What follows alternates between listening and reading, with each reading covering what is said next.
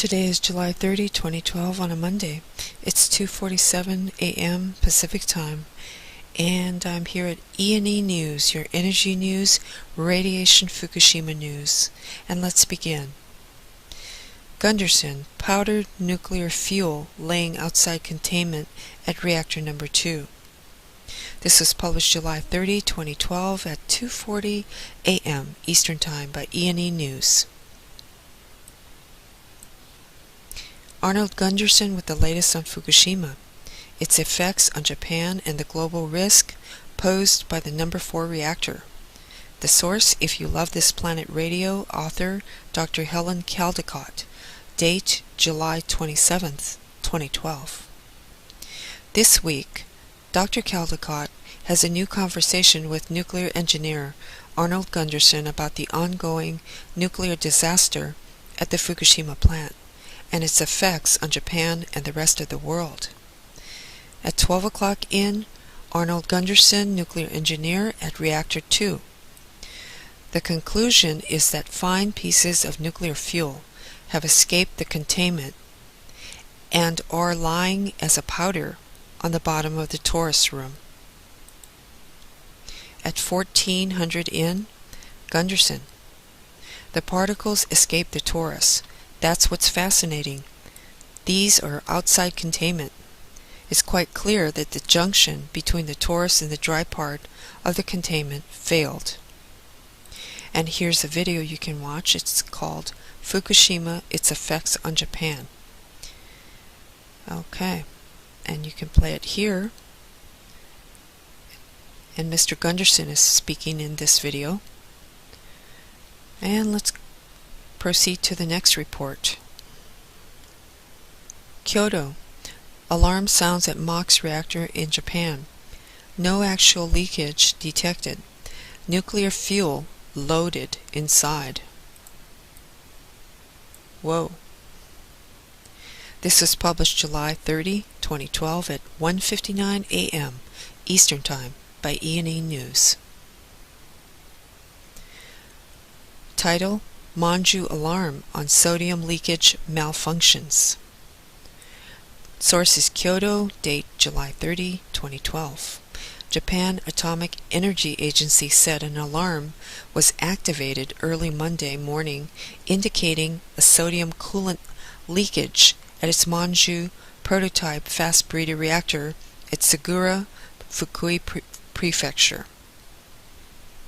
No actual leakage or any effect on the surrounding environment was detected, according to the agency. The Manju project started as part of the government's policy to establish a nuclear fuel cycle in which spent nuclear fuel from power plants is to be reprocessed for use in plutonium-uranium mixed oxide fuel. Kyoto Report, translated by EXSKF, Manju reactor is stopped, but the nuclear fuel is loaded in the reactor. To cool the fuel, liquid sodium is being used in the primary and secondary cooling systems. The alarm was set off by one of the detectors placed around the secondary cooling system pipes in the reactor auxiliary building. The workers went to the site to do the visual inspection, but no sodium leak was observed, says JAEA. And let's go to the next report. Gundersen.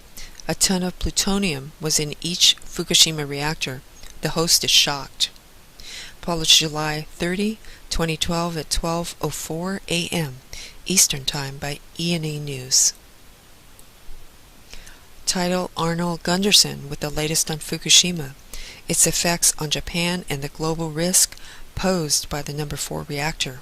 The source is If You Love This Planet Radio by Dr. Helen Caldicott, dated July 27, 2012. This week, Dr. Caldicott has a new conversation with nuclear engineer Arnold Gundersen about the ongoing nuclear disaster at the Fukushima plant and its effects on Japan and the rest of the world. At 1500 in, Arnold Gundersen, nuclear engineer, says, Unit 3 had 30 bundles of MOX fuel. All the reactors have plutonium in them. Uranium-238 becomes plutonium-239 when it absorbs a neutron.